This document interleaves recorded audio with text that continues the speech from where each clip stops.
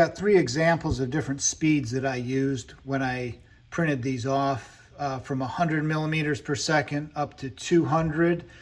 And hopefully you can see some of the layer lines. It's really not super noticeable on any of it. They get a little more noticeable as you go up in speed. In the end, I decided on the happy medium of 150. It gave me the speed I needed along with the quality that I wanted for these. For the printing, I came up with a good rule of thumb just based on the different print speeds. And it basically, I can plan for every tile section that I have in a room or a corridor. It's going to be about an hour. So if I build a plate that has somewhere between 8 to 12 sections, whatever they are, straight rooms, corridors, it's going to take about 8 to 12 hours to print out. So basically, I know what I did when I got into the full production mode was I put one in on the morning before I went to work, and then one in at night when I went to sleep, and pretty much ran almost 24 hours a day doing the printing. It took me about 2 weeks and about 3 kilograms, 3 spools, standard spools of filament. And I just used regular PLA filament. I didn't use anything fancy. Really, and this last one was done on the absolute cheapest one that I could find on Amazon. It's a little bit shiny, but honestly, once you do a spray paint over it, it takes all the shine off, and I think it looks pretty good. And this is just a single coat of metallic spray paint. I probably would want to do something a bit different and a little more, maybe some washes and some other stuff when I'm get the final product done. But as far as glue, use something that bonds plastic. E6000, it's pretty common. You can use like the Tester's model glue is the same sort of thing. This bonds the plastic, actually melts it a little. I tried super glue. I tried Gorilla Glue. This works good for the wooden pegs. I'll show you in a second, but not so great for the tiles. But the E600, and cost-wise, that I haven't even used half of that tube, and I would have easily gone through a couple full bottles of super glue using that. For the connections, and I used for mine wooden pegs, just placed them on the left side with a little glue. Found it the easiest to set some of them up and just have something that's about the size. You don't really need them to stick out that far, and just popped it down and they're in there like that.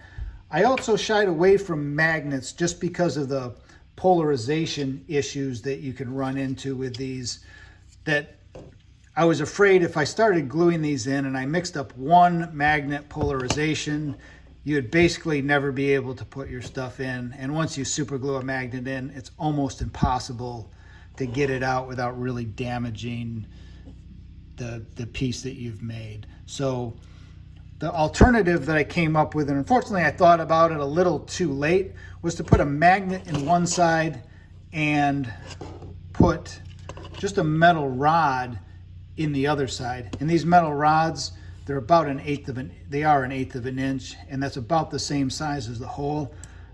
In CAD, these are 3.5, but when they actually print out, they're probably around 3.3, 3.2, which works great for an eighth of an inch on metal pieces or wooden dowels. And you can also fit a magnet in there at 3 millimeters. So one of the little tricks that I've learned over the years using magnets is I like to use pens. They work really well. They give enough of a magnetic grip, but not too much. And a little dab of glue in there, and they can just slide in and you've got it. If you use something like a piece of metal, sometimes it's too hard to get them off. They always want to stick to it. That's a pain. I found, I got that one in. But I found using tweezers, I tend to drop it. And if you're worried about the polarity, as soon as you drop the magnet, then you've got to go back and figure out what the polarity is, even if you mark one end of them or something. So overall, really pretty happy with the way that they work when they come together. nice and tight, but not too tight. And sort of wish that I did this from the start. But anyways, I did the wooden pegs, which turned out super acceptable and a lot lower cost if you're worried about something like that. But they go together with just a little bit. Easy, paint's no problem, doesn't clog them up too much. Fits together pretty nicely.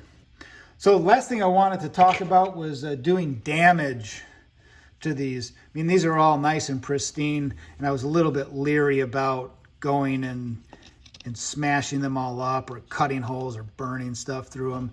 But one of the cool things is I also print these with zero infill.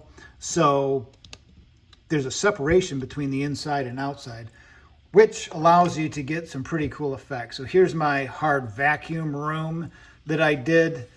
Looks a lot different if you saw it on the last video than it does now, but I put the tiles in and I went through and did some damage on it. So here I just used a soldering iron and melted through some stuff. Here I mechanically cut through and then I melted a little bit to keep it back, but you can see a little bit of the wall in the background, so it's nice it doesn't go all the way through. Here's one of my favorites. It was sort of fun to do. Outside, of course, I melted and burned through this whole wall section, and you can still see the back. Maybe I'll put some wires or something in there. There's where I did that mechanically. There's some other damage. I did the same thing with melting with the tiles down there, and just some soldering iron stuck through to make some bullet holes. So yeah, I think this is going to look really cool once I get it all painted up too. So anyways, that's all I've got for right now. Like I said, maybe I'll have a painting video coming up in the distant future. Once the weather gets warming up outside, I can experiment with some spray paints and stuff and not gas myself out doing it inside. But anyways, thanks. If you want to purchase the STL files, check out the link to the Buy Me a Coffee page. They're down there. And I think I'll have some full sets put up on Etsy here in a little while. Again, it takes about 2 weeks to print out the full set, so that may be a little lagging right now, but I'm hoping to spread the good word, and I hope you enjoy this and have a great day. Thanks. Bye.